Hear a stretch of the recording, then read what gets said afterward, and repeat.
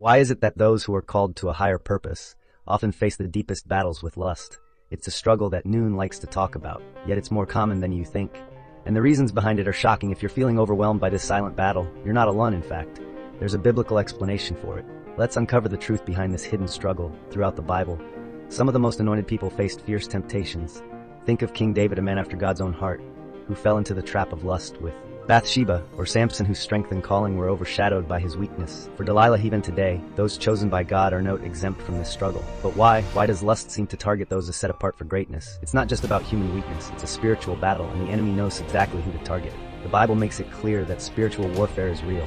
Ephesians 6:12 says, "For we don't wrestle against flesh and blood, but against principalities, against powers, against the rulers of the darkness of this age." Again, spiritual hosts of wickedness in the heavenly places.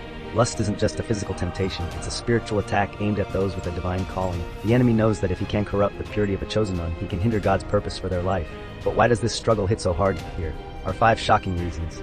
1. Spiritual sensitivity makes temptation stronger. Being spiritually gifted often means having heightened awareness, not just of God's presence, but also of the enemy's tactics. Lust is a powerful tool the enemy uses to distract and weaken those with divine callings. Chosen ones often experience more intense temptations because the enemy knows that if he can't trap them in lust, he can slow down or derail their spiritual growth. 2. Isolation leads to hidden battles. Chosen ones are often set apart, walking a path that few can understand. While this solitude can be able to sing, it also creates a dangerous vulnerability. Without strong accountability or deep spiritual connections, lust becomes a private struggle. The secrecy of this battle makes it harder to portray, leading many chosen ones to suffer insolence. 3. High calling attracts greater attacks. The higher the calling, the stronger the warfare. Lust isn't just a natural human struggle, it's a spiritual attack designed to keep chosen ones distracted, drained, and distanced from God. Many great leaders, prophets, and spiritual warriors have fallen because they underestimated the power of this battle. The enemy uses lust as a constant snare, knowing that even the strongest warriors can be brought down by their flesh. 4. Emotional wounds create OP.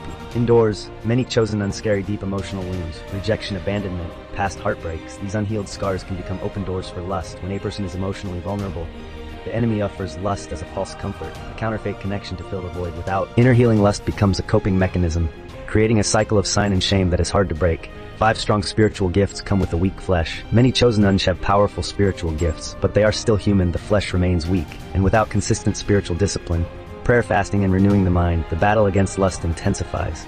The greater the anointing, the greater the need for self-control. Without actively strengthening their spirit, chosen ones can easily find themselves falling into patterns of lustful thoughts and actions. Lust is a battle that many chosen ones face in secret, but victory is possible through spiritual discipline, accountability, and healing. They can overcome the struggle and continue walking in their divine purpose. The enemy's goal is to keep them trapped, but God's power is always greater. The question is, will they fight or will they fall?